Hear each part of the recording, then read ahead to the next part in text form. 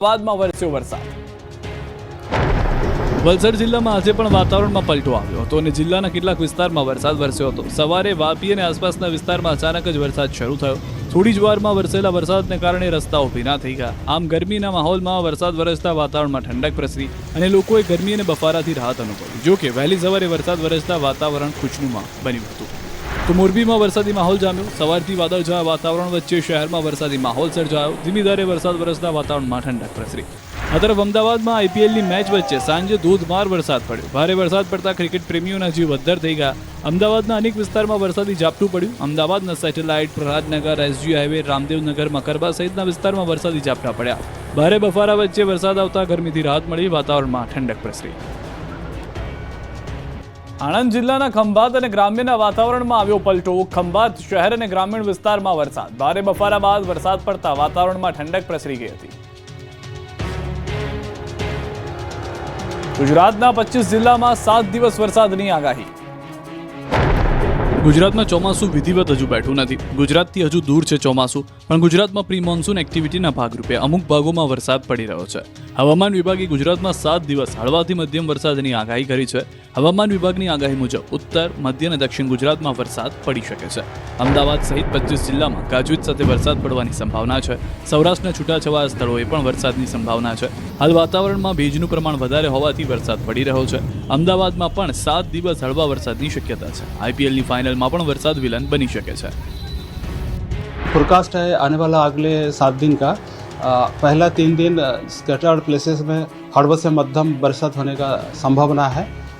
गुजरात की जो उत्तर और दक्षिण क्षेत्रों में जो सारे जिला है इसमें हड़बड़ से मध्यम बरसात का संभावना है।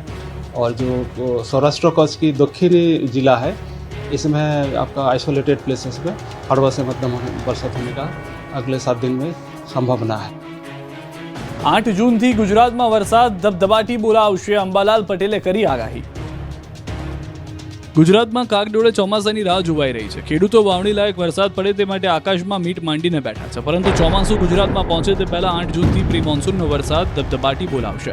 હવામાન નિષ્ણાંત અંબાલાલ પટેલે આગાહી કરી છે કે 8 થી 12 જૂન વચ્ચે ધોધમાર વરસાદ પડશે। 13 થી 18 જૂનમાં ગુજરાતના ભાગોમાં અનરાધાર વરસાદ પડી શકે। દક્ષિણ અને મધ્ય ગુજરાતમાં વરસાદનું જોર વધુ રહેશે। કોઈક ભાગમાં અતિ ભારે વરસાદથી જળબંબાકારની સ્થિતિ ઊભી થઈ શકે। એ બાદ રાજ્યમાં 21 થી 23 જૂનમાં વરસાદનો નવો રાઉન્ડ આવશે। 24 થી 30 જૂનમાં સારો વરસાદ થવાની શક્યતા છે। તારીખ 12 થી 16 કે 18માં દક્ષિણ ગુજરાત અને વડોદરાના ભાગો અને પંચમહાલના ભાગોમાં વરસાદ થવાની શક્યતા રહેશે। ગુજરાતમાં કોરોનાનો અજગરી ભરડો। એક જ દિવસમાં કોરોનાના 95 નવા કેસ નોંધાયા। ગુજરાતીઓ કોરોના હવે ધીમા પગલે ખૂંખાર બની ગયો છે। ગુજરાત કોરોનાના અજગરી ભરડામાં સપડાયું છે। માત્ર 24 કલાકમાં જ ગુજરાતમાં 95 લોકો કોરોનામાં સપડાયા છે, જેમાંથી માત્ર 60 કેસ તો અમદાવાદમાં નોંધાયા। ગુજરાતમાં અત્યાર સુધીમાં કુલ 397 એક્ટિવ કેસ છે। 397માંથી 22 કોરોનાગ્રસ્ત દર્દી હોસ્પિટલમાં સારવારમાં છે। કોરોનાગ્રસ્ત 375 દર્દીઓ હોમ આઇસોલેશન પર છે। 36 દર્દીઓને હોસ્પિટલમાંથી ડિસ્ચાર્જ કરાયા। બીજી તરફ રાજકોટમાં પણ કોરોનાના કેસમાં વધારો થયો। રાજકોટના ન્યૂ રિંગ રોડ સુધી કોરોના પ્રસર્યો। કોરોનાના વધુ 8 કેસ મળી આવ્યા। 1 મહિલા અને 7 પુરુષો સહિત નવા 8 દર્દીઓ મળ્યા। અત્યાર સુધીમાં કુલ દર્દીનો આંકડો 52 પર પહોંચ્યો। રાજકોટમાં અત્યાર સુધીમાં 12 દર્દી સ્વસ્થ થયા। હાલ શહેરમાં 40 દર્દી હોમ આઇસોલેટેડ છે, તો સુરતમાં પણ 3 કેસ નોંધાયા છે। થાઇલેન્ડની પરત આવેલી મહિલા પોઝિટિવ આવી। રાજ્યમાં અત્યાર સુધીમાં કોરોનાના કારણે કુલ 2 મહિલાના મોત થયા। હાલ દેશમાં એક્ટિવ કેસની સંખ્યા 4026 અને કોરોનાને કારણે 39 લોકોના મોત થયા છે। સૂત્રાપાડાના ગામડામાં ખેડૂત પર દીપડો ત્રાટક્યો। 50 ફૂટ દૂરથી મળ્યો મૃતદેહ। ગીર સોમનાથના સૂત્રાપાડાના ગામડાઓમાં દીપડાનો આતંક દિવસે ને દિવસે વધી રહ્યો છે। આદમખોર દીપડો શિકારની શોધમાં ભટકતો લાખાપર ગામના ખેતરે પહોંચી ગયો। અહીં વાડીએ રાત્રે રખોપું કરતા એક ખેડૂત પર હુમલો કર્યો હતો। ખેડૂત રાત્રે સૂતા હતા ત્યારે દીપડો આવી ચડ્યો। ઊંઘમાં દીપડાએ શિકાર સમજી હુમલો કરતા ખેડૂતે બૂમાબૂમ કરી, પરંતુ રાતના સમયે કોઈ બચાવ ન આવતા દીપડો ઉઠાવીને ભાગી ગયો। આ વાતની જાણ પરિવારને સવારે થઈ। આખી રાત રખોપું કરી સવારે ખેડૂત ઘરે ન આવતા પરિવાર ખેતરે પહોંચ્યો। ત્યાં ખેડૂત જ્યાં સૂતા હતા તે ખાટલો લોહી લુહાણ હાલતમાં મળ્યો। ખેતરથી 50 મીટર દૂર નારણભાઈનો મૃતદેહ મળ્યો। દીપડાના હુમલાથી ખેડૂતનું મોત થતાં પરિવાર શોકમાં ગરકાવ થયો. પરિવારજનો પર આપ તૂટી પડ્યું. લાખાપર ગામ અને આસપાસના ગામના લોકોનું કહેવું છે કે આ વિસ્તારમાં 15 થી 20 જેટલા આદમખોર દીપડાઓ આંટાફેરા મારી રહ્યા છે, જેને લઈ અનેક વખત વન વિભાગને જાણ કરવામાં આવી છે, પરંતુ વન વિભાગ હવે ખેડૂતોના મોત પછી જાગ્યું છે. ત્યારે હાલ તો ગામના લોકો ભયના ઓથાર હેઠળ જીવી રહ્યા છે. હવે વન વિભાગે દીપડાને પાંજરે પૂરવા પાંજરા ગોઠવ્યા છે. હાલ તો ખેડૂતો પોતાની વાડીએ અથવા તો પોતાના પાકનું સંરક્ષણ કરવા જતા પહેલા ડરનો અનુભવ કરી રહ્યા છે. આ તરફ નર્મદાના ગામડામાં મહિલા પર દીપડાએ કર્યો હુમલો. લાલ લોહી ચાકી ગયેલા ખુખાર શિકારીને હવે નથી પસંદ જંગલ અને જંગલનો શિકાર. તે નથી જોતો દિવસ કે રાત, તે નથી જોતો પશુ કે માણસ, તેને તો પસંદ છે માત્ર લાલ લોહી.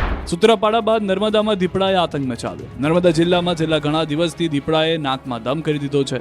જંગલી માનવભક્ષી દીપડાની દહેશતથી ગામડાઓમાં પહેલેથી જ ફફડાટ હતો. ત્યાં ફરી એક એવી ઘટના ઘટી જેણે લોકોને ઘરમાં રહેવા મજબૂર કરી દીધા. શુક્રવારે કોલવણ ગામમાં 9 વર્ષની બાળકી ઉપર હુમલો કરી મોતને ઘાટ ઉતાર્યા બાદ બીજી ઘટના બની સાગબારાના બેડાપાણી ગામમાં, જ્યાં ખેતરમાં રહેતા 40 વર્ષીય બેબીબેન વસાવા તેમના ઘરે સૂતા હતા ત્યારે જ એક ખૂંખાર શિકારીએ સવારે 6 વાગે હુમલો કરી ઘાયલ કર્યા. મહિલા તેની દીકરી સાથે હતી. જોકે સારી વાત એ રહી કે તેમણે બૂમ પાડતા તે નાસી ગયો, પણ મહિલાનો કાન કાપી નાખ્યો અને હાથ પગે પણ નુકસાન પહોંચાડ્યું. તો ગળાના ભાગે પણ ઈજા પહોંચી. સાગબારા સરકારી દવાખાને સારવાર આપ્યા બાદ તેમને રાજપીપળા સિવિલ હોસ્પિટલથી વધુ સારવાર માટે વડોદરા સયાજી હોસ્પિટલ ખાતે ખસેડવામાં આવ્યા. ઘટનાની જાણ થતાં સાંસદ મનસુખ વસાવાએ હોસ્પિટલ જઈ ખબર અંતર પૂછ્યા અને રાજ્ય સરકારને માંગણી કરી કે હવે સમય આવી ગયો છે કે ઓપરેશન દીપડો શરૂ કરવામાં આવે. મહેસાણાની કંપનીમાં આગ લાગતા નાસભાગ. ભીષણ આગ મહેસાણાના દેદિયાસણમાં અહીંની જીઆઈડીસીમાં આવેલી કંપનીમાં વિકરાળ આગ લાગી, જેથી નાસભાગ મચી ગઈ. થોડી જ વારમાં આગે વિકરાળ સ્વરૂપ ધારણ કરી લીધું. આગના કારણે ધુમાડાના ગોટે ગોટાથી આકાશ ભરાઈ ગયું. દૂર દૂર સુધી આગના ધુમાડા દેખાયા હતા. આ અંગેની ફાયરની ટીમને જાણ થતાં ફાયરની ટીમ પહોંચી હતી. પાણીનો મારો કર્યો હતો. આગના કારણે કંપની બહાર મોટી સંખ્યામાં લોકોના ટોળા જમા થઈ ગયા હતા. આસપાસની દુકાનો પણ આગની ચપેટમાં આવી જતા લોકોએ દુકાન ખાલી કરવાનું શરૂ કર્યું. દુકાનમાં ખુરશી સહિતનો સામાન નીચે ઉતારી લીધો. આગ એટલી ભયાનક હતી કે રોડ સુધી પહોંચી ગઈ હતી, જેથી બહાર પાર્ક કરેલા વાહનોને બચાવવા માટે લોકો દોડ્યા હતા. આગથી લાખોનું નુકસાન થયું હતું. બારડોલીમાં જર્જરી ટાંકી તોડી પડાઈ. માત્ર 10 સેકન્ડમાં મહાકાય જર્જરિત ટાંકીને આ રીતે તોડી પાડવામાં આવી. સુરતના બારડોલી નગરના સ્ટેશન રોડ પર આવેલી પાણીની ટાંકીને તોડી પાડવામાં આવી. પાણીની ટાંકી છેલ્લા કેટલાક સમયથી જર્જરિત થઈ ગઈ હતી. પાણી ભરવાનું પણ બંધ કરી દીધું હતું. વરસાદ પહેલા કોઈ મોટી જાનહાનિ થાય તે પહેલા તંત્રએ ટાંકીને જમીનદોસ્ત કરવાનો નિર્ણય લીધો. ટાંકીને ધડામ કરતા પહેલા પાલિકા તંત્ર દ્વારા ટાંકી પાસે આવેલા દુકાનદારો તેમજ લારીવાળા માટે હટાવી દીધા હતા. પાણીની ટાંકી નજીક રોડ પર પતરા લગાવી કોર્ડન કરાઈ હતી. બાદમાં જેસીબીથી ટાંકી પાડવાનું કામ શરૂ કર્યું. માત્ર 10 જ સેકન્ડમાં મહાકાય ટાંકી ધડામ દઈને નીચે આવી ગઈ હતી અને આખો વિસ્તાર હચમચી ગયો. ભિલોડામાં હોસ્પિટલ આગળ દબાણો હટાવાતા વેપારીઓમાં રોષ. ધંધો હવે અમારો આ જ ચાલે. અમે વિધવા બૈરી, અમે ધંધો આ જ કરીએ, આના ઉપર અમારું જીવન ચાલે. એ લોકોએ અમને હટાવવાનું કહી અને બીજે દિવસે અમને નોટિસ આપી હતી. અરવલ્લીના ભિલોડામાં હોસ્પિટલ આગળ દબાણો હટાવતા રોષ ફેલાયો. સોમવારે સબ ડિસ્ટ્રિક્ટ હોસ્પિટલ આગળ લાગતા તમામ લારી ગલ્લા હટાવી દેવામાં આવ્યા. અંદાજે 50 થી વધુ લારી ગલ્લા હટાવતા વેપારીઓમાં આક્રોશ ફેલાઈ ગયો હતો. તેથી તમામ લારી ગલ્લા ધારકો સહિત વેપારીઓ આજે બજાર બંધ રાખી વિરોધ દર્શાવ્યો. મોટી સંખ્યામાં વેપારીઓ ભેગા થઈ રેલી કાઢી હતી. બાદમાં ભિલોડા ગ્રામ પંચાયત પહોંચ્યા હતા. અહીં કચેરી આગળ ધરણા કર્યા. ધંધા રોજગાર છીનવાતા વેપારીઓ નિરાધાર બન્યા. તેથી તેઓ વૈકલ્પિક વ્યવસ્થા કરી આપવા માંગ કરી છે. વિસાવદરથી લડવા 22 ઉમેદવારો મેદાને છે. અપક્ષે કેટલાક ફોર્મ સામે વાંધો ઉઠાવ્યો. વિસાવદર વિધાનસભા બેઠક પર યોજાઈ રહેલા પેટા ચૂંટણીમાં હવે વિવાદના વાવેતર થઈ રહ્યા છે. ઉમેદવારી ફોર્મની ચકાસણી દરમિયાન અપક્ષ ઉમેદવાર રજનીકાંત વાઘાણીએ ભારતીય જનતા પાર્ટીના ઉમેદવાર કિરીટ પટેલના ફોર્મ સામે વાંધો ઉઠાવ્યા. અપક્ષ રજનીકાંત વાઘાણીએ આક્ષેપ કર્યો કે કિરીટ પટેલે જે સોગંદનામું રજૂ કર્યું છે તે સરકાર દ્વારા નક્કી કરેલા અધિકૃત નામુના નથી, તે જુદું છે. આ મુદ્દે વિસાવદર વિધાનસભા પેટા ચૂંટણીના ચૂંટણી અધિકારી CP હિરવાણિયાએ દરેક રજૂઆતને કાયદેસરની ચકાસણી કરી યોગ્ય નિર્ણય લેવામાં આવશે તેવી વાત કરી અને નિષ્પક્ષ તપાસ કરવામાં આવશે તેવું જણાવ્યું. વિસાવદર બેઠક પર કુલ 31 ઉમેદવારોએ ફોર્મ ભર્યા હતા, જેમાંથી 22 ફોર્મ માન્ય રખાયા છે. 31 ઓગસ્ટ સુધી ગીર સોમનાથના બીચ પર જવા પર પ્રતિબંધ. જો તમે ગીર સોમનાથ અને દીવના બીચ પર ફરવા જવાનો પ્લાન બનાવી રહ્યા હો તો ન જતા, કેમ કે 31 ઓગસ્ટ સુધી આ બીચ પર લોકોની અવરજવર પર પ્રતિબંધ મૂકી દેવાયો છે. ગુજરાતમાં ચોમાસાના આગમન પહેલા અરબી સમુદ્રએ રૌદ્ર સ્વરૂપ ધારણ કર્યું, જેથી કોઈ આકસ્મિક ઘટના ન બને, જેને લઈને પ્રવાસન સ્થળો પર સુરક્ષા પગલાં લેવામાં આવ્યા. દીવના નાગવા, જલંધર, માંડવી અને ઘોઘલા બીચ તથા સોમનાથ નજીકના મારુતિ બીચ પર પ્રવાસીઓને દરિયામાં નહાવા કે નજીક જવા પર પ્રતિબંધ મુકાયો છે. 1 જૂનથી 31 ઓગસ્ટ સુધી આ પ્રતિબંધ અમલમાં રહેશે. દીવ અને સોમનાથના દરિયાકાંઠે પોલીસ બંદોબસ્ત કડક રાખવામાં આવ્યો છે. ભાવનગરમાં જર્જરિત મકાનો ખાલી કરવા તંત્રે ફટકારી નોટિસ. ચોમાસા પહેલા ભાવનગર શહેરમાં જર્જરિત ઇમારતને ખાલી કરવા માટે મહાનગરપાલિકાએ BPMC એક્ટ મુજબ નોટિસ પાઠવી છે. મહાનગરપાલિકાની બહુમાળી જેટલી કમર્શિયલ 91 ઇમારતો છે, જેમાં 51 જેટલી ઇમારતોમાં નળ, ગટર જેવી સુવિધાઓ બંધ કરવામાં આવી અને 33 જેટલી ઇમારતોને તાત્કાલિક ધોરણે ખાલી કરવા નોટિસ આપવામાં આવી. નોટિસ બાદ પણ ઇમારતો ખાલી નહીં કરવામાં આવે તો મહાનગરપાલિકા કડક કાર્યવાહી કરશે. તો બીજી તરફ ગુજરાત હાઉસિંગ બોર્ડના મકાનોને પણ નોટિસ પાઠવવામાં આવી, જેમાં કેટલીક ઇમારતોને 3 દિવસમાં ખાલી કરવાનો આદેશ આપવામાં આવ્યો છે. શહેરની 11 વસાહતના 91 બ્લોકના 1117 મકાનો, જ્યારે અન્ય 9 વસાહતના 55 બ્લોકના 660 મકાનો સમાવેશ થાય છે. ગુજરાતમાં ખાખીની દાદાગીરી વધી. સુરેન્દ્રનગરમાં દર્દીના સગાને 20 સેકન્ડમાં 17 તમાચા ચીક્યા. ગુજરાતમાં ખાખીગીરીનો આતંક વધ્યો છે. ખાખીના પાવરમાં રક્ષક જ ભક્ષક બની ગયા. ગુંડાઓને પકડતી પોલીસ જ ગુંડાગીરી પર ઉતરી આવી, જેનો આ પુરાવો છે. મોટા માથાઓ, નેતાઓ સામે મીંદડી બની જતી પોલીસ નિર્દોષ લોકો પર ખાખીનો પાવર બતાવી રહી છે. સુરેન્દ્રનગરમાં તો પોલીસ ગુંડાગીરી પર ઉતરી આવી. હોસ્પિટલમાં દર્દીના સગા અને પોલીસ વચ્ચે બબાલ થઈ. પીઆઈને ધક્કો મારતા પોલીસ તૂટી પડી. પાટડી સરકારી હોસ્પિટલમાં 20 સેકન્ડમાં દર્દીના સગાને 17 જેટલા ફડાકા ઝીકી દીધા. યુવાને પોલીસ સાથે જીબાજોડી કરતા યુવાન પર પીઆઈ સહિતનો પોલીસ સ્ટાફ તૂટી પડ્યો. યુવાનને 17 જેટલા ફડાકા ઝીકી દીધા હતા. પોલીસની દાદાગીરી સામે સુરેન્દ્રનગર એસપીએ ડીવાયએસપી કક્ષાના અધિકારીઓને તપાસ સોંપી તપાસના આદેશ આપ્યા છે. બીજી તરફ વડોદરામાં પણ પોલીસ પર દાદાગીરીનો આરોપ છે. ગોરવા પોલીસ સ્ટેશનના મહિલા પીઆઈએ વકીલને લાફો મારી દેતા વકીલોએ હોબાળો મચાવ્યો. પોલીસના ઉચ્ચ અધિકારી અને જવાનોએ કોર્ટ પહોંચી તપાસ કરી.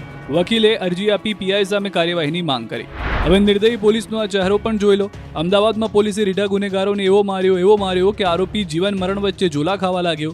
ભાવેશ ઉર્ફે મંગો નટવરલાલ વાઢરને 2 પોલીસવાળાએ પકડી લાકડીઓથી માર્યો હતો. આરોપી કાબૂમાં ન આવતા પોલીસે બળપ્રયોગ કર્યો. પ્રેમીને પામવા અજાણ્યા વૃદ્ધની હત્યા કરનાર આરોપી પાસે કરાવાયું રિકન્સ્ટ્રક્શન. પાટણના જાખોદરા ગામે પ્રેમીને પામવા યુવતી અને તેના પ્રેમી અજાણ્યા વૃદ્ધની હત્યા કરી. ગીતા આહિર અને તેના પ્રેમી ભરત આહિરે દ્રશ્યમ ફિલ્મ જોઈને એક વૃદ્ધની હત્યા કરી. આ મામલે પોલીસે આરોપીની ધરપકડ કરી. પોલીસે પ્રેમી પંખીડાની આખરી પૂછપરછ કરી. પોલીસે આધેડ વ્યક્તિ હરજીભાઈની કઈ રીતે હત્યા કરી તેને લઈને રિકન્સ્ટ્રક્શન કર્યું. આરોપીઓને સાથે રાખી સમગ્ર માહિતી મેળવી.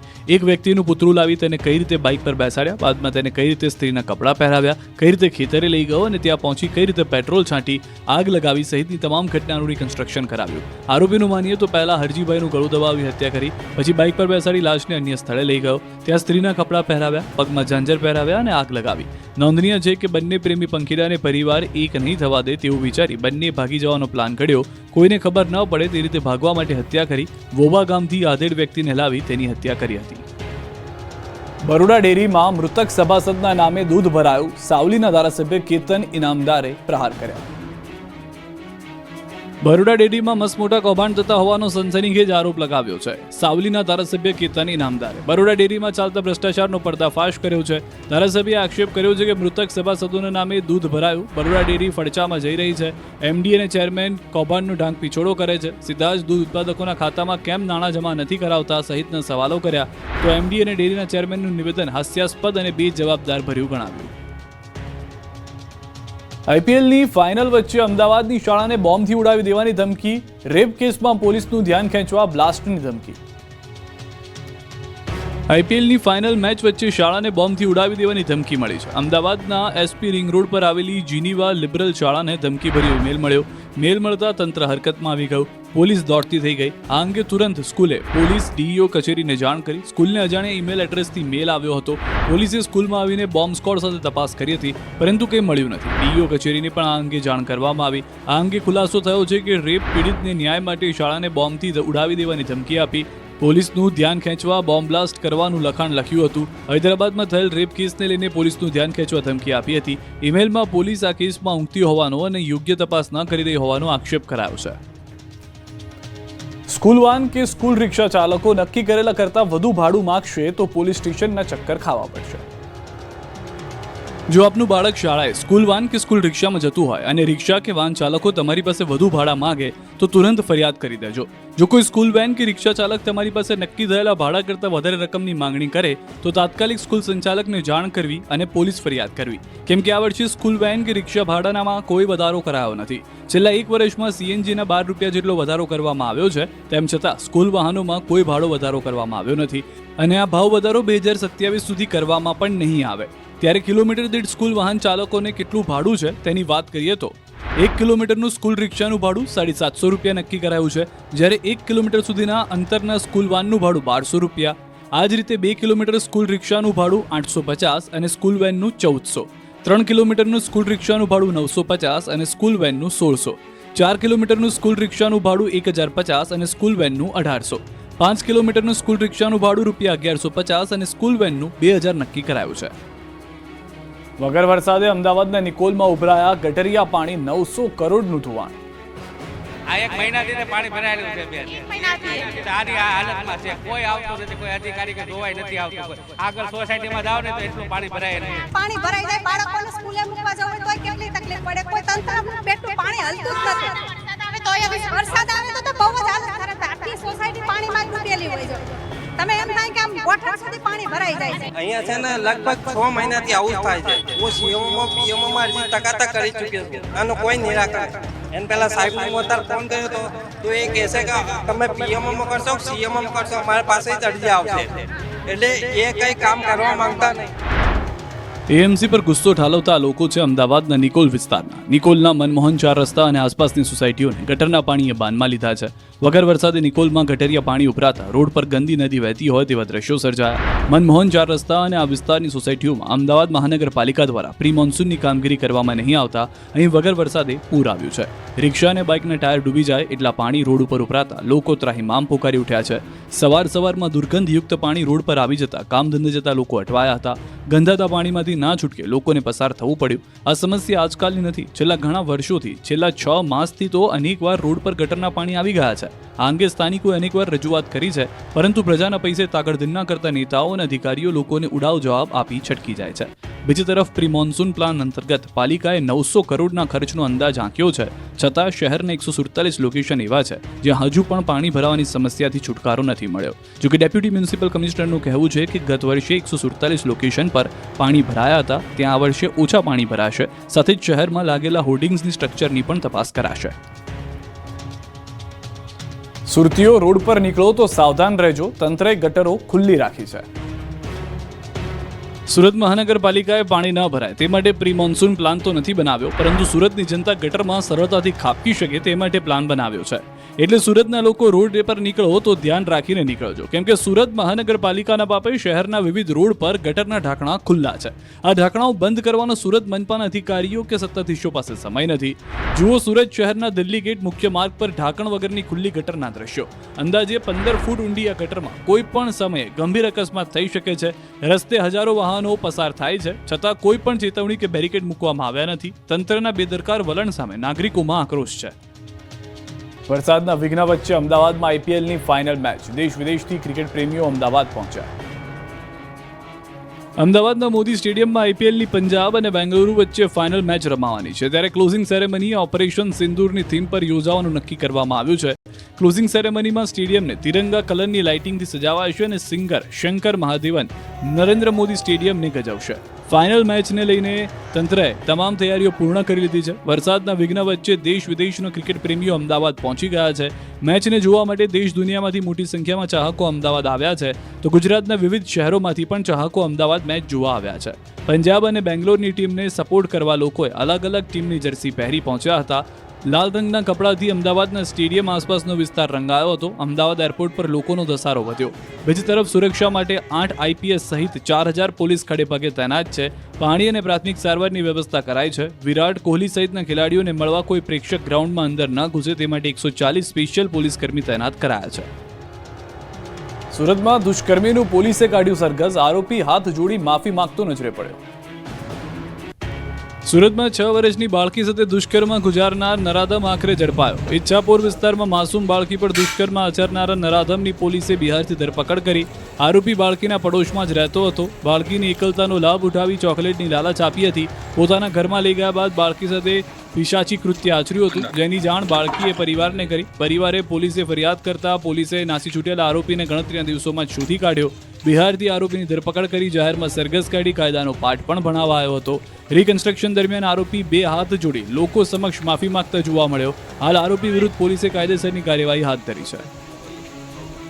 ગંગા દશેરાના પાવન પર્વે હજારો ભક્તોમાં નર્મદાના દર્શન કર્યા.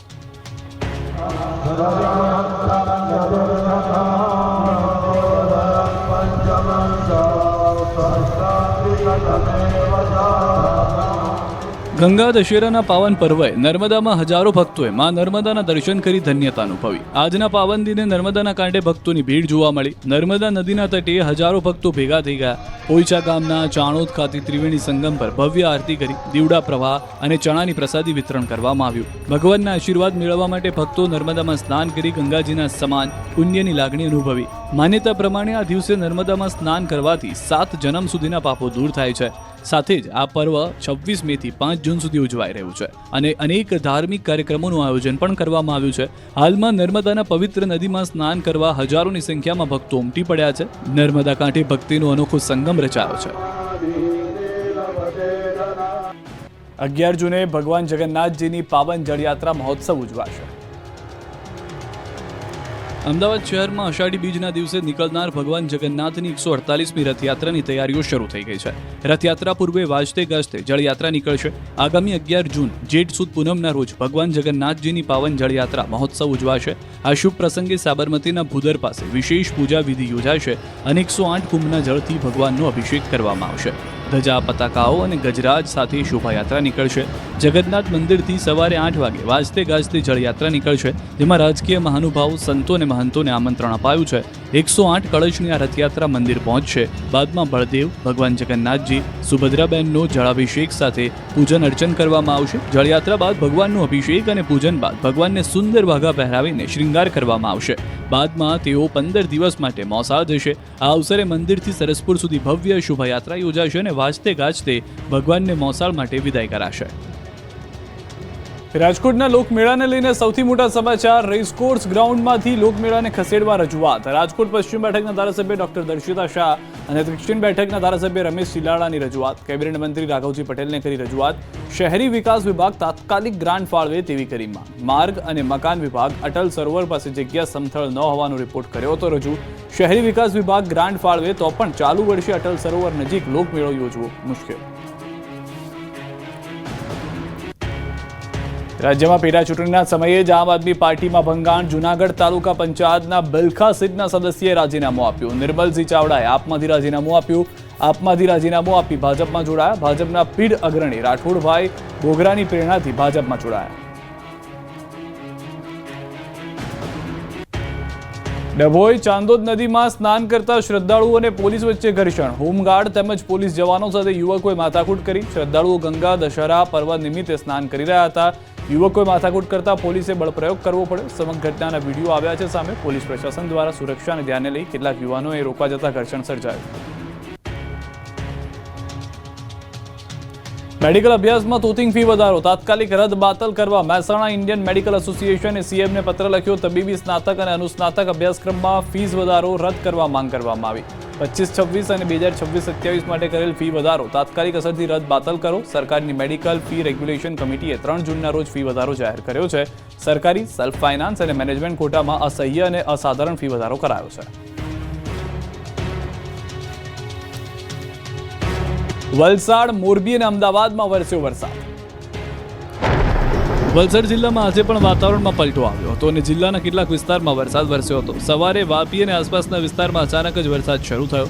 થોડી જ વારમાં વરસેલા વરસાદને કારણે રસ્તાઓ ભીના થઈ ગયા. આમ ગરમીના માહોલમાં વરસાદ વરસતા વાતાવરણમાં ઠંડક પ્રસરી અને લોકોએ ગરમી અને બફારાથી રાહત અનુભવી. જો કે વહેલી સવારે વરસાદ વરસતા વાતાવરણ ખુશનુમા બન્યું હતું. તો મોરબીમાં વરસાદી માહોલ જામ્યો. સવારથી વાદળછાયા વાતાવરણ વચ્ચે શહેરમાં વરસાદી માહોલ સર્જાયો. ધીમી ધારે વરસાદ વરસતા વાતાવરણમાં ઠંડક પ્રસરી. આ તરફ અમદાવાદમાં આઈપીએલની મેચ વચ્ચે સાંજે ધોધમાર વરસાદ પડ્યો. ભારે વરસાદ પડતા ક્રિકેટ પ્રેમીઓના જીવ અદ્ધર થઈ ગયા. અમદાવાદના અનેક વિસ્તારમાં વરસાદી ઝાપટું પડ્યું. અમદાવાદના satellite, Prahlad Nagar, SG highway, Ramdevnagar, Makarba સહિતના વિસ્તારમાં વરસાદી ઝાપટા પડ્યા. ભારે બફારા વચ્ચે વરસાદ આવતા ગરમીથી રાહત મળી, વાતાવરણમાં ઠંડક પ્રસરી. આણંદ જિલ્લાના ખંભાત અને ગ્રામ્યના વાતાવરણમાં આવ્યો પલટો. ખંભાત શહેર અને ગ્રામીણ વિસ્તારમાં વરસાદ. ભારે બફારા બાદ વરસાદ પડતા વાતાવરણમાં ઠંડક પ્રસરી ગઈ હતી. ગુજરાતના 25 જિલ્લામાં 7 દિવસ વરસાદની આગાહી. ગુજરાતમાં ચોમાસું વિધિવત હજુ બેઠું નથી. ગુજરાતથી હજુ દૂર છે ચોમાસું, પણ ગુજરાતમાં પ્રી મોન્સૂન એક્ટિવિટીના ભાગરૂપે અમુક ભાગોમાં વરસાદ પડી રહ્યો છે. હવામાન વિભાગે ગુજરાતમાં 7 દિવસ હળવાથી મધ્યમ વરસાદની આગાહી કરી છે. હવામાન વિભાગની આગાહી મુજબ ઉત્તર, મધ્ય અને દક્ષિણ ગુજરાતમાં વરસાદ પડી શકે છે. અમદાવાદ સહિત 25 જિલ્લામાં ગાજવીજ સાથે વરસાદ પડવાની સંભાવના છે. સૌરાષ્ટ્રના છૂટાછવાયા સ્થળોએ પણ વરસાદની સંભાવના છે. હાલ વાતાવરણમાં ભેજનું પ્રમાણ વધારે હોવાથી વરસાદ પડી રહ્યો છે. અમદાવાદમાં પણ 7 દિવસ હળવા વરસાદની શક્યતા છે. આઈપીએલની ફાઇનલમાં પણ વરસાદ વિલન બની શકે છે. फोरकास्ट है आने वाला अगले 7 दिन का पहला 3 दिन स्कैटर्ड प्लेसेस में हड़बड़ से मध्यम बरसात होने का संभावना है. गुजरात की जो उत्तर और दक्षिण क्षेत्रों में जो सारे जिला है इसमें हड़बड़ से मध्यम बरसात का संभावना है. और जो सौराष्ट्र कच्छ की दक्षिणी जिला है इसमें आपका आइसोलेटेड प्लेसेस में हड़बड़ से मध्यम बरसात होने का अगले 7 दिन में संभावना है. 8 જૂનથી ગુજરાતમાં વરસાદ ધબધબાટી બોલાવશે. અંબાલાલ પટેલે કરી આગાહી. ગુજરાતમાં કાગડોળે ચોમાસાની રાહ જોવાઈ રહી છે. ખેડૂતો વાવણી લાયક વરસાદ પડે તે માટે આકાશમાં મીટ માંડીને બેઠા છે. પરંતુ ચોમાસું ગુજરાતમાં પહોંચે તે પહેલા 8 જૂનથી પ્રી મોન્સૂનનો વરસાદ ધબધબાટી બોલાવશે. હવામાન નિષ્ણાંત અંબાલાલ પટેલે આગાહી કરી છે કે 8 થી 12 જૂન વચ્ચે ધોધમાર વરસાદ પડશે. 13 થી 18 જૂનમાં ગુજરાતના ભાગોમાં અનરાધાર વરસાદ પડી શકે. દક્ષિણ અને મધ્ય ગુજરાતમાં વરસાદનું જોર વધુ રહેશે. કોઈક ભાગમાં અતિ ભારે વરસાદથી જળબંબાકારની સ્થિતિ ઊભી થઈ શકે. એ બાદ રાજ્યમાં 21 થી 23 જૂનમાં વરસાદનો નવો રાઉન્ડ આવશે. 24 થી 30 જૂનમાં સારો વરસાદ થવાની શક્યતા છે. તારીખ 12 થી 16 કે 18માં દક્ષિણ ગુજરાત અને વડોદરાના ભાગો અને પંચમહાલના ભાગોમાં વરસાદ થવાની શક્યતા રહેશે.